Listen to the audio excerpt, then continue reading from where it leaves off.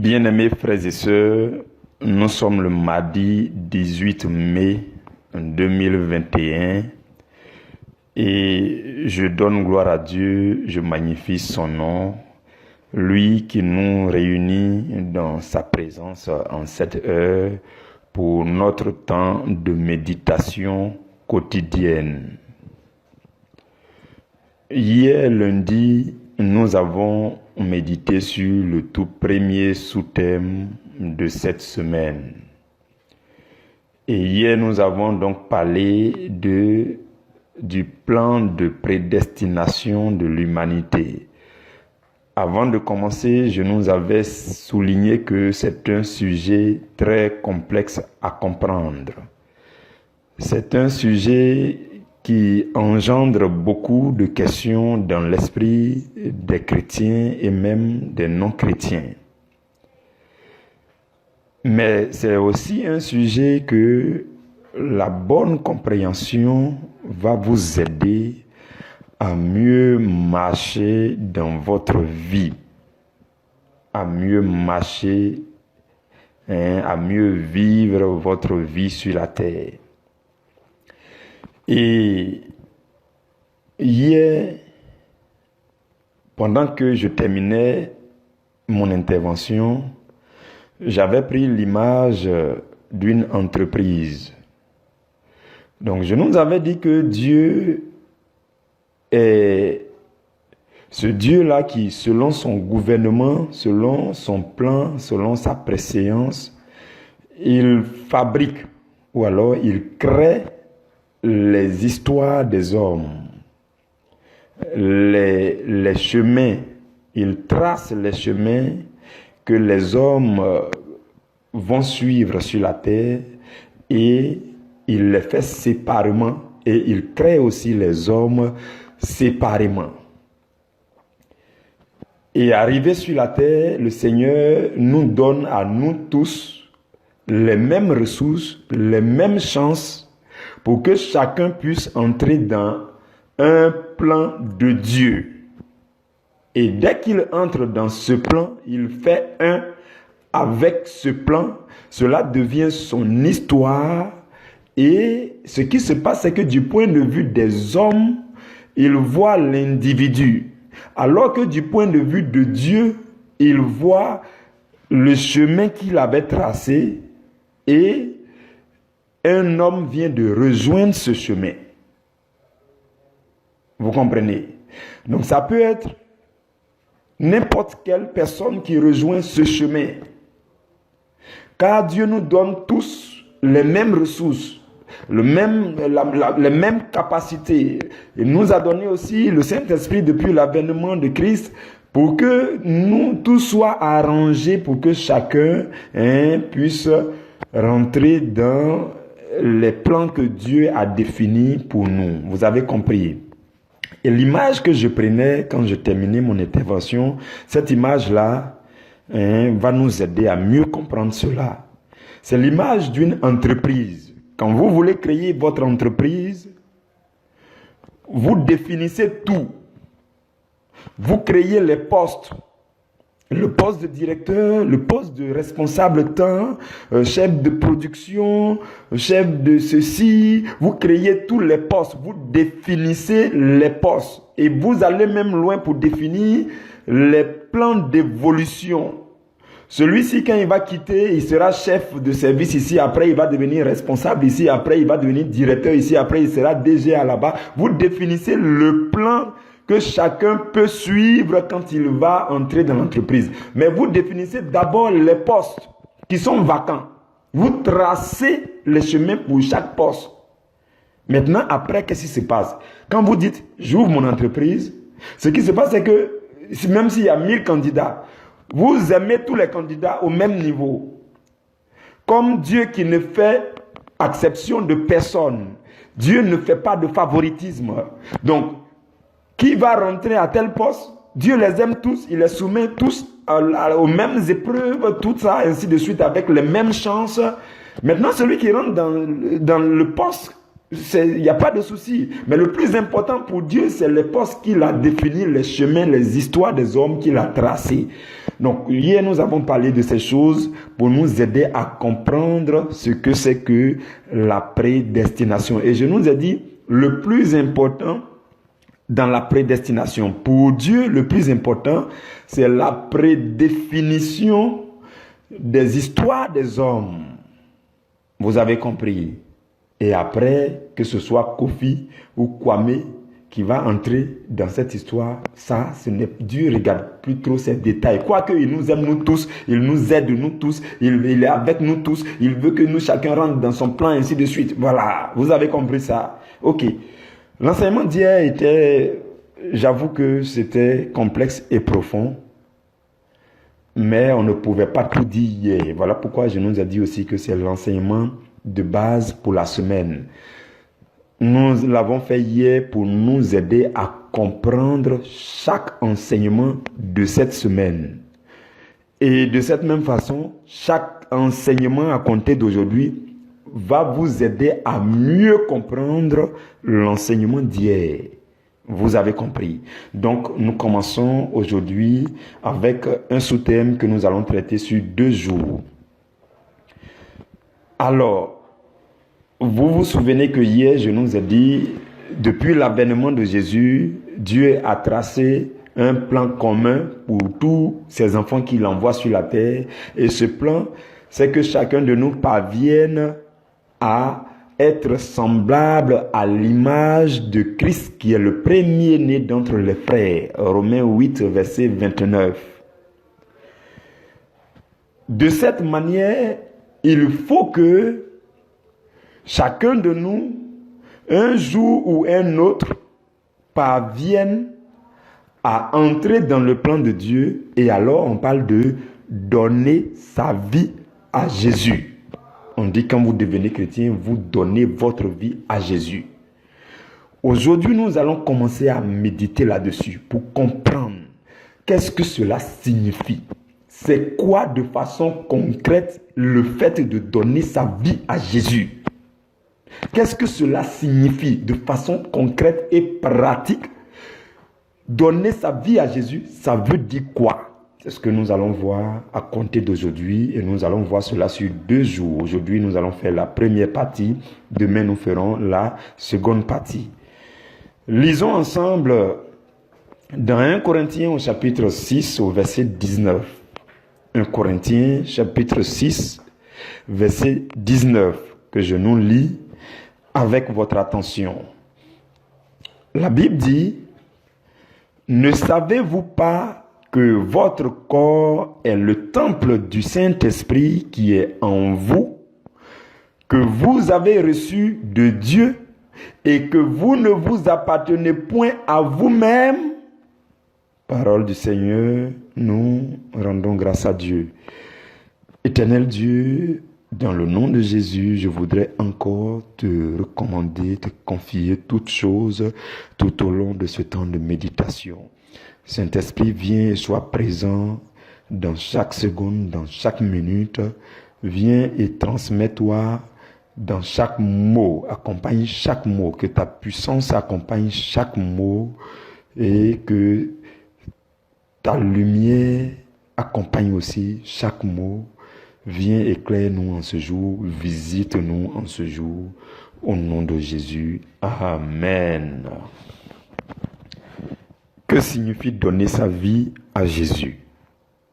Que signifie donner sa vie à Jésus? Bien-aimés frères et sœurs, il y a 2 manières de comprendre le fait de donner sa vie à Jésus.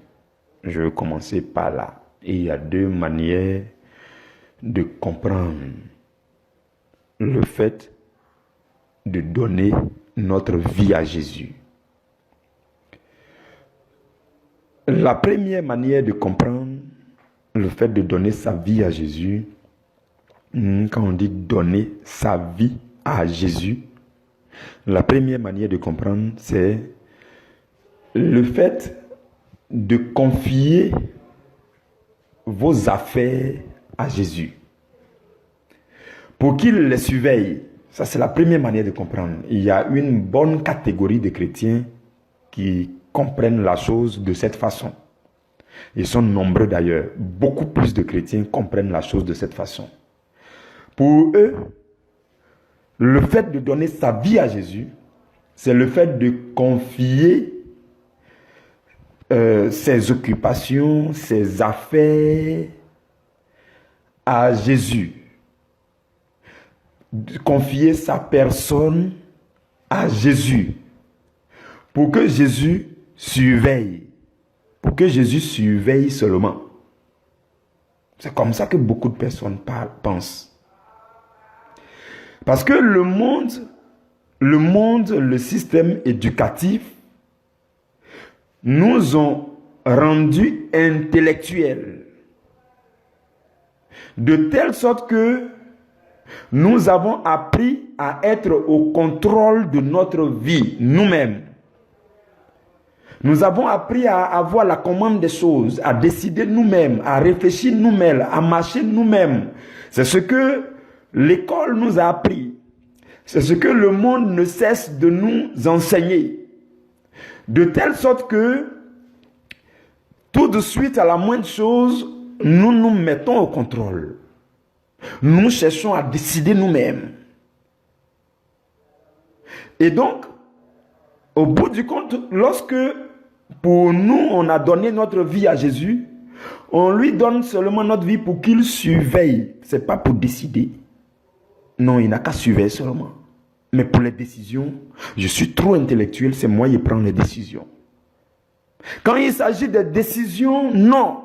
Jésus-Christ n'a plus son mot à dire. Surtout lorsque c'est des choses urgentes et pressantes. Lorsque c'est vital, lorsque c'est vraiment urgent, lorsque ça vous presse.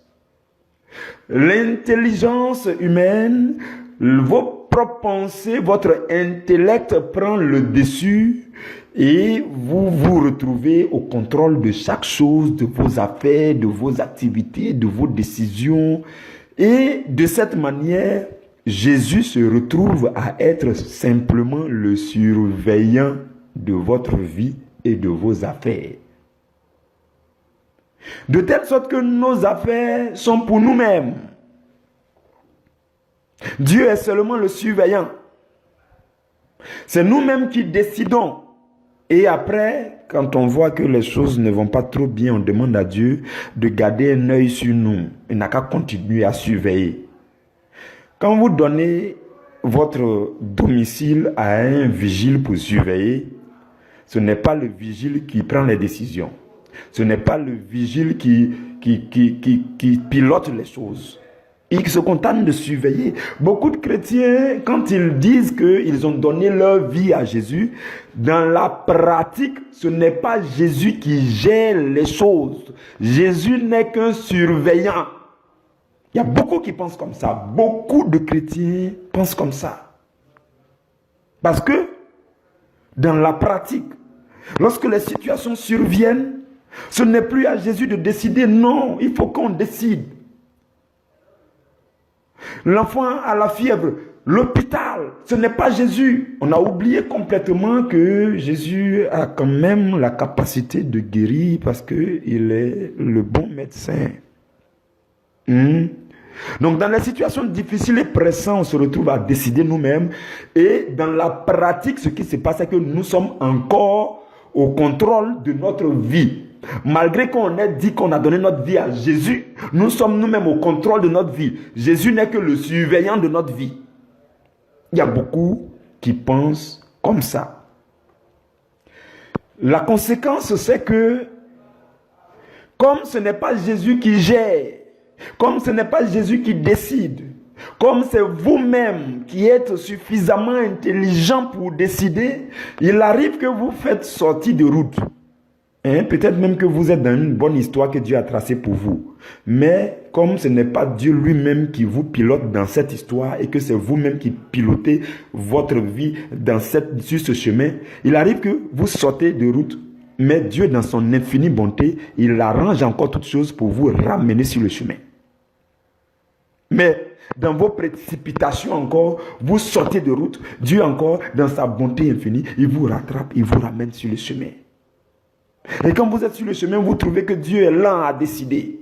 Dieu, il parle, on dit il parle, mais je ne l'ai jamais entendu, donc je ne peux pas l'attendre pour prendre une décision. La Bible, elle est trop compliquée. Quand je la lis, je ne la comprends pas. Je ne sais pas en quoi la Bible peut orienter ma vie. Je suis allé loin à l'école, je peux décider. Je suis intelligent, je peux décider. Et on se retrouve à mettre Dieu sur le banc de touche et à piloter notre propre vie. Pourtant, nous disons que nous avons donné notre vie à Jésus. C'est en fait notre manière de comprendre la chose. C'est la première manière de comprendre le fait de donner sa vie à Jésus. Il y a beaucoup de chrétiens qui pensent comme ça.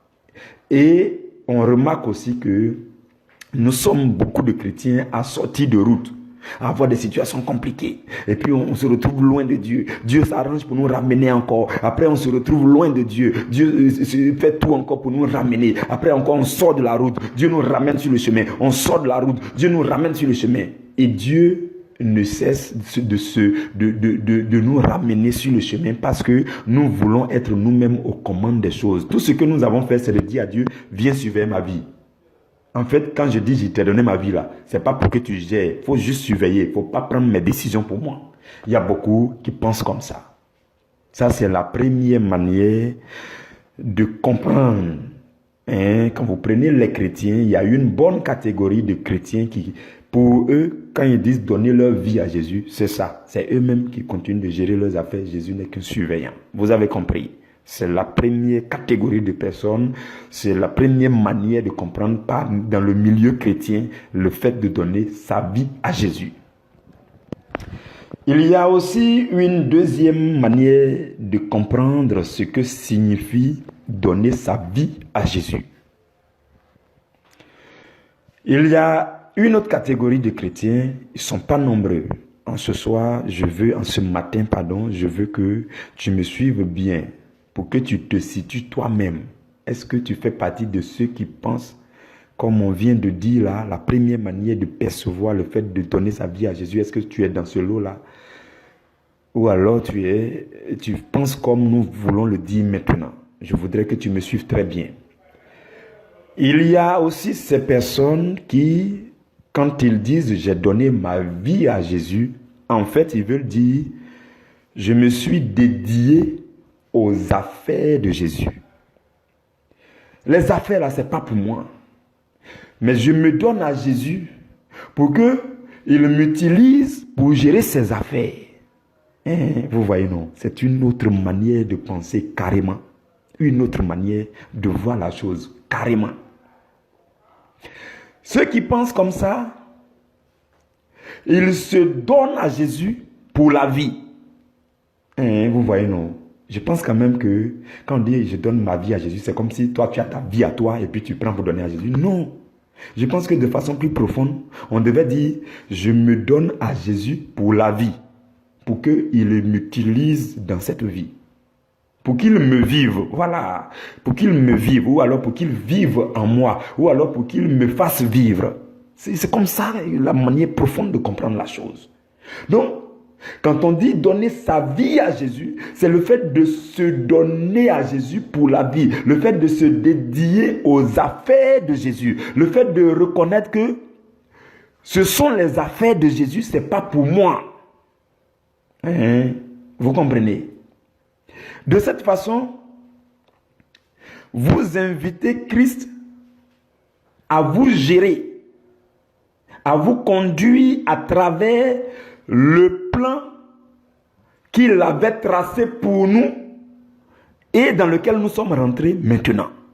Oh, suivez-moi très bien, vous comprendrez encore mieux l'enseignement d'hier.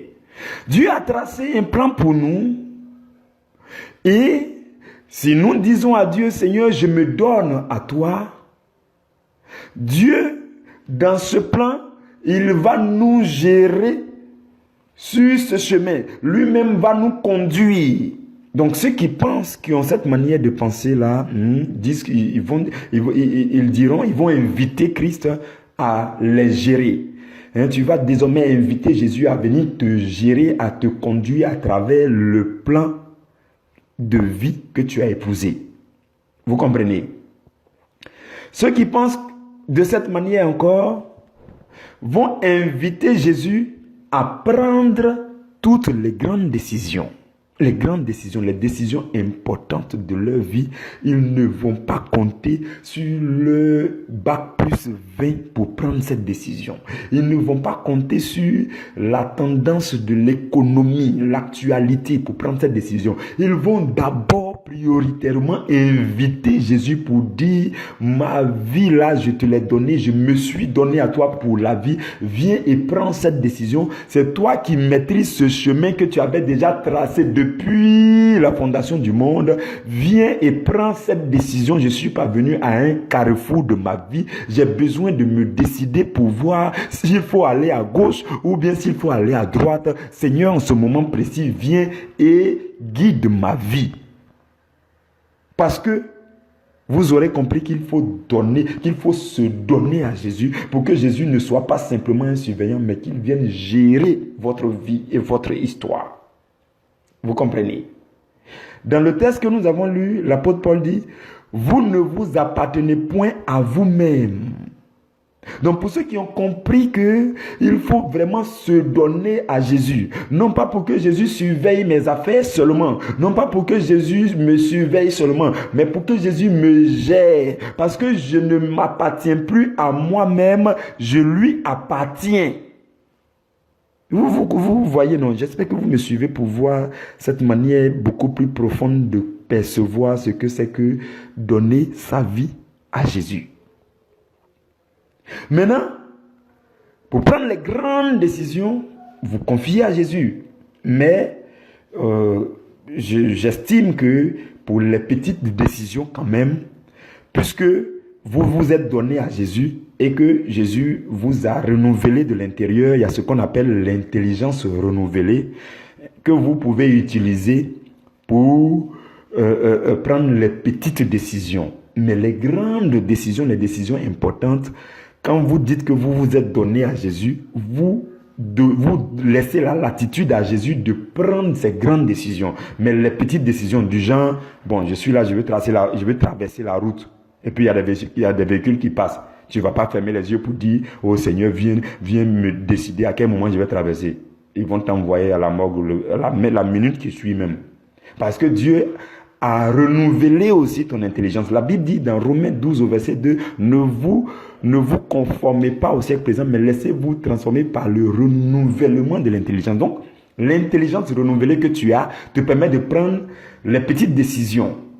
Parce que ton intelligence, ta mentalité est imbibée de la parole de Dieu, est imbibée des pensées de Christ. Donc, tes pensées sont renouvelées, tes pensées sont désormais les pensées de Christ. Donc, les petites décisions quand même, s'il faut que je me lave avec l'eau chaude ou bien l'eau froide, bon, ça quand même, c'est pas Dieu qui va venir trop décider pour toi. Dieu a déjà transformé ton intelligence, tu peux décider. Tu n'as pas besoin de gêner et de prier pour voir si à la boulangerie, quel pain je vais acheter. Ça quand même, vous comprenez, non? C'est ce que je veux dire par là.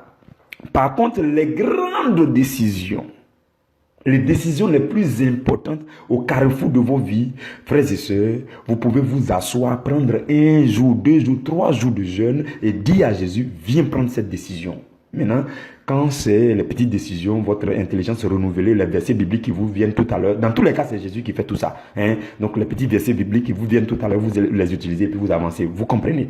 Donc, parce que vous vous êtes donné à Jésus pour qu'il vous transforme et il vous conduise et qu'il vous éclaire sur ce chemin que vous avez rejoint. Vous comprenez? Chacun de nous est déjà en train de vivre une histoire tracée par Dieu. Chacun de nous, vous qui m'entendez, chacun est déjà en train de vivre une histoire qui est tracée.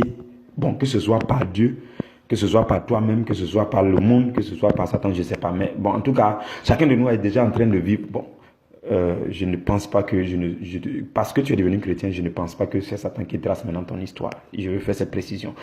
Donc, je veux dire que chacun, pour sa part, est en train de vivre déjà une histoire tracée. Mais avec cette manière de comprendre avec cette deuxième manière de comprendre le fait de donner sa vie à Jésus, Dieu viendra prendre le contrôle pour tout harmoniser. Même si tout allait mal, il va venir tout harmoniser. Il va venir pour parfaire les choses. Vous comprenez? Mais alors, il faut comprendre que quand on dit donner sa vie à Jésus, c'est se donner pleinement, entièrement à Jésus pour qu'il nous pilote sur ce chemin. Vous comprenez? Maintenant, ce que je veux vous dire aussi, c'est que si quelqu'un prétend donner sa vie à Jésus et qui ne laisse pas Jésus gérer les choses, il se trompe lui-même. Oui, il se trompe lui-même. Et Christ ne peut être uniquement au contrôle de nos affaires sans d'abord être au contrôle de notre personne. Voilà pourquoi il est important de se donner à Christ, non pas seulement pour qu'il surveille nos affaires, mais pour qu'il les gère aussi. Non pas seulement pour qu'il surveille notre vie, mais pour qu'il gère aussi notre vie. Vous comprenez? Et avec cette manière de penser, Dieu va prendre plaisir à guider vos pas sur le chemin que lui-même il a tracé et dans lequel vous êtes entrés. Et vous serez condamnés à remplir votre mission sur la terre pleinement. Et vous aurez pleinement vos récompenses. Et Dieu vous enverra aisément toutes les provisions prévues pour celui qui devait vivre cette histoire que Dieu avait définie. Vous comprenez? Hier, on a dit Dieu il a créé d'abord les histoires des hommes. Donc, c'est sans oublier que quand Dieu a créé les histoires des hommes, il a prévu les provisions. Celui qui va occuper cette histoire, celui qui va vivre cette histoire-là, ce dont il aura besoin à chaque étape. Donc, on appelle ça les provisions. Donc, dès lors que vous rejoignez ce chemin, Dieu vous enverra aussi toutes les provisions dont vous avez besoin pour vivre pleinement cette histoire sur la terre à la gloire de Dieu. Vous comprenez? Et cette manière de percevoir le fait de donner sa vie à Christ, il y a très peu de chrétiens, comme je le dis, il y a très peu de chrétiens qui pensent comme ça. Et il y a des indicateurs. Vous verrez dans votre propre vie que Dieu enverra des indicateurs pour vous dire qu'il a besoin de votre vie pour tout arranger. Dieu va envoyer des indicateurs. Il va vous ouvrir les yeux pour que vous compreniez que là où vous êtes en train d'avancer et puis vous êtes en train de forcer, Dieu ne veut pas que vous partiez là-bas. Il veut tout arranger. Mais alors, qu'est-ce que vous avez à faire? Seigneur, prends ma vie. Je me donne à toi au sens profond du terme. Je me donne à toi pour la vie. Je te donne ma personne et ma vie. Je me donne totalement à toi. Vous comprenez? La foi véritable, frères et sœurs, consiste à croire en Dieu pour gérer votre personne, vos affaires et votre destinée tout entière. C'est ça la véritable foi. Parce que cette destinée, c'est Dieu qui l'avait prédéfinie avant. Donc, si Dieu doit gérer quelqu'un qui doit rejoindre cette destinée, vous devez vous abandonner pleinement à lui pour qu'il vous gère à travers cette destinée. C'est ça le sens profond de se donner à Dieu. Vous comprenez? Dieu n'est pas simplement un surveillant, s'il vous plaît. Si vous dites que vous avez véritablement donné votre vie à Jésus, alors que ce soit véritablement votre personne que vous donnez à Jésus pour qu'il gère, pour qu'il prenne vos décisions, pour qu'il vous montre les pas à prendre dans votre vie, point par point. Quand vous avancez, vous vous assurez que vous êtes sur le chemin et qu'il est avec vous dans le chemin. Vous comprenez? Donc voici les deux manières de comprendre ce que signifie donner sa vie à Jésus. Maintenant, à ce stade, quelqu'un va me demander, mais comment donner sa vie à Jésus de façon pratique? Comment? On va aller un peu plus loin pour que vous puissiez comprendre. On a vu que parmi tous les chrétiens, il y a des chrétiens qui pensent d'une manière, il y a d'autres qui pensent d'une autre manière. Il y en a, la première catégorie, et ils pensent que non, quand je dis j'ai donné ma vie à Dieu, il n'a qu'à suivre seulement, il ne faut pas, il va décider. Lui, Dieu, c'est un surveillant. Faut pas, il va décider quelque chose. Je suis trop intelligent. Ça, c'est la première catégorie. La deuxième catégorie, c'est ceux qui disent, Dieu, il détient le monopole de la sagesse et de l'intelligence. C'est lui qui m'a créé, c'est lui qui a créé mon histoire et c'est lui qui m'a mis dans cette histoire. Je me donne totalement à lui pour prendre mes décisions, les décisions pour moi, pour me montrer les pas, pour guider mes pas, pour m'éclairer, pour me faire avancer dans chaque chose. Je me confie totalement en lui. Vous avez compris. Ça, c'est les deux manières de voir la chose. Maintenant, comment donner sa vie de façon pratique? Ou alors, qu'est-ce qu'on doit donner à Jésus? Voilà. Quelqu'un se demande ça. Bon, quand on dit donner sa vie, qu'est-ce que je donne? Puisqu'on dit donner sa vie, qu'est-ce que je dois donner à Jésus? Il y a essentiellement 4 choses à donner à Jésus de façon pratique. Si vous dites que vous avez donné votre vie à Jésus, il y a 4 choses qu'il faut avoir effectivement donné à Jésus pour que vous ayez donné votre vie à Jésus. Pour être à l'aise en tant que le chrétien qui a véritablement donné sa vie à Jésus, il y a 4 choses qu'il faut donner à Jésus, qu'il faut consacrer à Jésus, il faut laisser Jésus faire à travers ces 4 choses. Nous allons les voir et pour aujourd'hui, on va voir une seule chose. Et demain, nous allons voir les 3 dernières choses qu'il faut donner à Jésus. Quand on dit « je donne ma vie à Jésus ». Donc, comme le temps court, on va voir une seule chose aujourd'hui. Demain, nous allons voir les 3 dernières choses dans la deuxième partie de ce sous-thème. La première chose, lorsque vous direz que vous avez donné votre vie à Jésus, si vous voulez être à l'aise à l'intérieur de vous, dans votre peau, il y a une première chose qu'il faut véritablement donner à Jésus. La première chose, c'est de donner de la place au Saint-Esprit dans votre être entier. Ça, c'est la première chose. Donnez votre être entier à Jésus. Et comme Jésus, depuis l'ascension, il est à la droite du Père, et que depuis la Pentecôte, c'est le Saint-Esprit qui est la personne de la Sainte Trinité qui a été envoyée pour nous conduire, pour remplacer Jésus, qui est le Saint-Esprit est le consolateur, le guide. Donc, la première chose que vous avez à faire, c'est de donner de la place au Saint-Esprit dans tout votre être.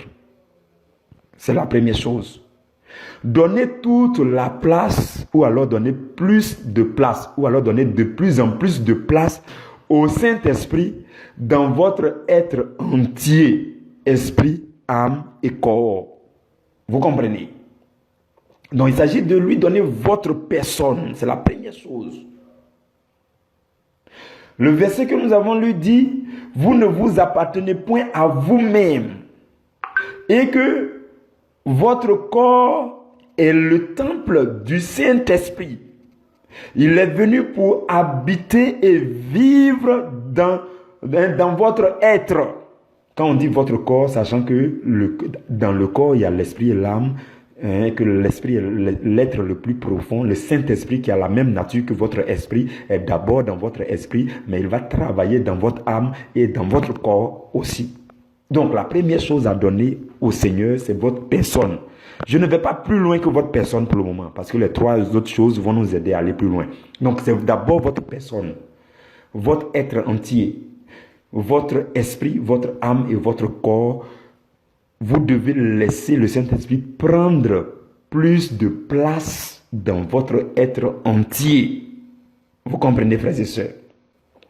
Donc cela consiste à permettre au Saint-Esprit de posséder notre être entier. Oui, posséder au sens propre du terme. Souvent vous entendez tel est possédé d'un démon ou bien il est possédé d'un esprit mauvais. Bon, ça c'est le côté mauvais. Mais j'utilise ça pour que vous compreniez que le Saint-Esprit peut aussi vous posséder. Dans vos prières, il faut demander, Saint-Esprit, possède mon esprit, possède mon âme, possède ma personne. Oui, le Saint-Esprit. C'est ça le bon côté du mot posséder là. Quand vous entendez tel est possédé là, ne voyez pas toujours le mauvais côté, s'il vous plaît. Oui, oui, oui. Parce que si vous n'avez pas précisé, peut-être qu'il est possédé par le Saint-Esprit, c'est pour ça qu'il agit comme ça. Parce que quand on est possédé par le Saint-Esprit, la vie chrétienne, notre foi là, devient une folie aussi aux yeux des gens. Donc ne pensez pas que quelqu'un qui est en train de faire les choses un peu bizarres là, il est possédé par un démon. Non, peut-être que c'est sa foi qui lui fait faire ce genre de choses. Donc si vous n'avez pas précisé, peut-être qu'il est possédé par le Saint-Esprit. Donc vous pouvez demander au Saint-Esprit, viens me posséder, viens prendre de plus en plus de place dans mon être. Viens prendre toute la place dans mon être. Vous comprenez? Viens prendre la place dans mes pensées. Viens prendre la place dans mon cœur. Viens prendre toute la place dans mon corps, dans mes gestes, dans mes regards. Viens prendre toute la place.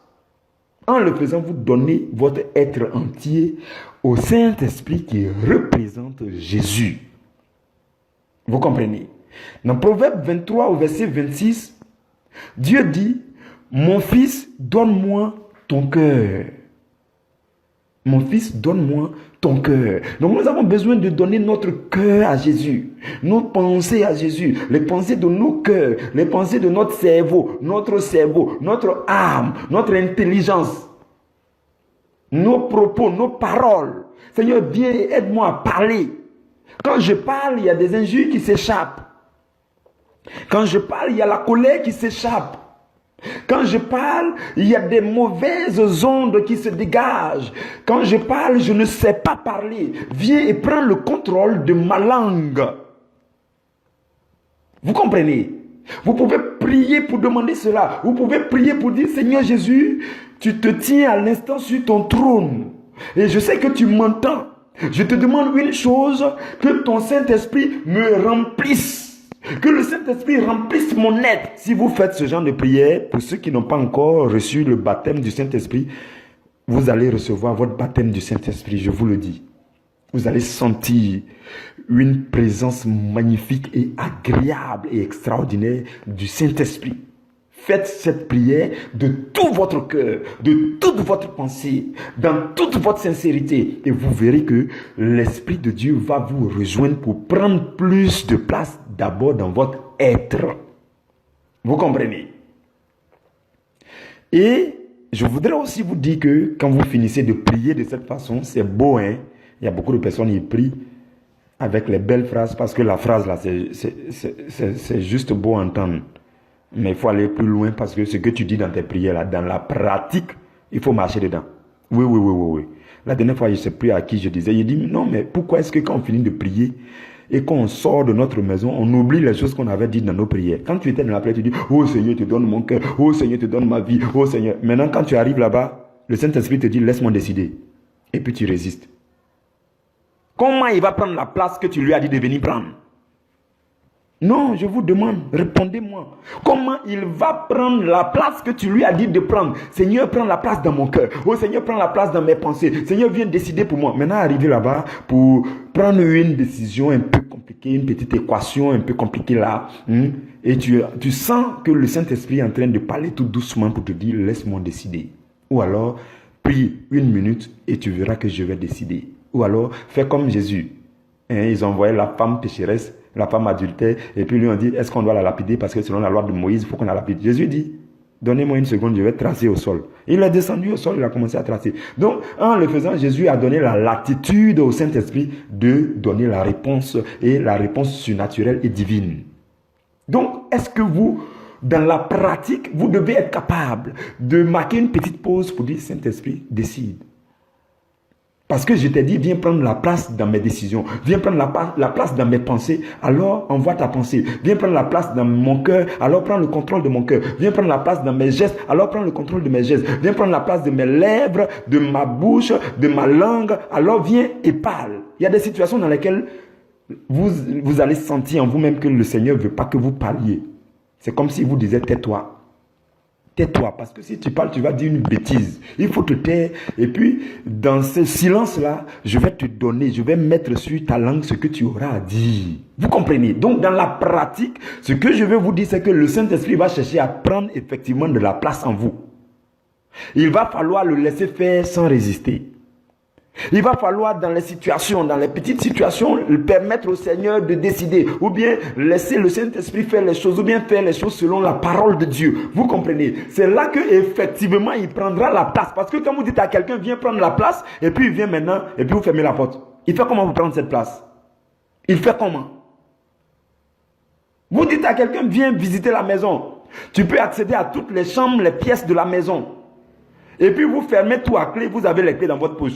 Comment vous voulez qu'il accède à chaque compartiment de la maison? Donc le Saint-Esprit va frapper à votre porte pour dire, je vais prendre cette décision pour toi, permets-moi de prendre.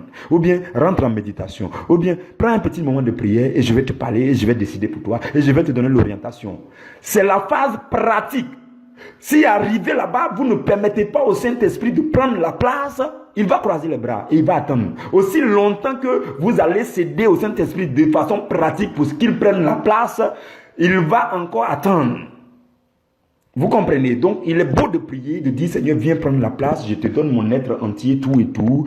Mais dans la pratique, je voudrais vous dire, frères et sœurs, de ne pas oublier que le Saint-Esprit va effectivement chercher à prendre cette place. Il va falloir ne pas résister. Vous avez compris? Je voudrais faire toutes ces précisions. Donc, dans la pratique, nous devons savoir que le Saint-Esprit va demander à intervenir d'une manière ou d'une autre. Comme on l'avait demandé, dans la prière. Dans nos prières, on lui avait demandé, oh, quand il sera en train de décider, soit avec moi, oh, soit avec moi quand il sera en train, oh, soit avec moi, Seigneur. Arrivé là-bas, il veut être avec vous et vous refusez. Comment ça peut être possible? Donc, retenons que dans la pratique, le Saint-Esprit va chercher vraiment à prendre. D'ailleurs, même, c'est ce qu'il veut faire. Le Saint-Esprit veut vraiment te remplir, il veut vivre en toi, il veut te faire vivre, il veut te vivre. Voilà, je vais dire ça pour que vous compreniez. Il veut te vivre, il veut vivre cette histoire pour toi, il veut te gérer dans cette histoire, il veut marcher avec toi, il veut te piloter. C'est le désir le plus ardent du Saint-Esprit parce que c'est son travail. Il a été relâché sur la terre pour accomplir sa mission à travers toi, pour faire de ta vie son ministère. Donc il faut le laisser faire.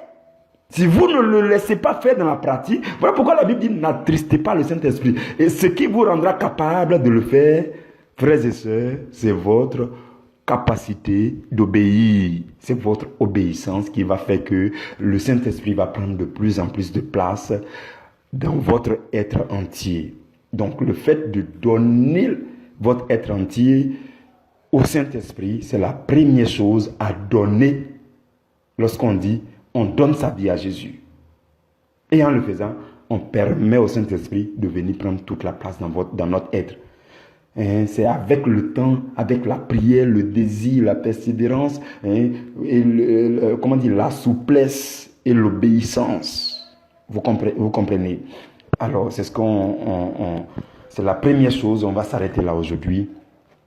Demain, nous allons continuer sur les 3 dernières choses pour terminer ce sous-thème afin de comprendre véritablement ce que signifie donner sa vie à Jésus. Dieu de bonté, Dieu d'amour, nous sommes à la fin de ce moment de méditation. Je voudrais te bénir, je voudrais te dire merci pour la présence de ton esprit. Merci Saint-Esprit pour la parole de Dieu que tu viens d'ensemencer dans nos cœurs, dans nos vies. Saint-Esprit, nous prions que toute la puissance, toute l'onction qui a accompagné ce message demeure dans nos vies, remplisse notre être, nos membres. Saint-Esprit, sois davantage avec nous. Notre désir le plus ardent, c'est de nous donner totalement à toi pour que tu gères nos vies, pour que tu prennes la place dans notre être entier. Je te prie pour mes frères, mes sœurs qui ont suivi ce temps de méditation. Je te prie de les rejoindre, je te prie de les rejoindre effectivement dans leur vie, de répondre à leurs prières, de combler les désirs de leur cœur. Je te supplie, Saint-Esprit, sois avec nous, marche avec nous, viens et gérer nos vies. C'est le Seigneur qui nous a créés et c'est toi qui as la capacité de nous gérer. Viens gérer nos vies et nos histoires au nom de Jésus. Amen.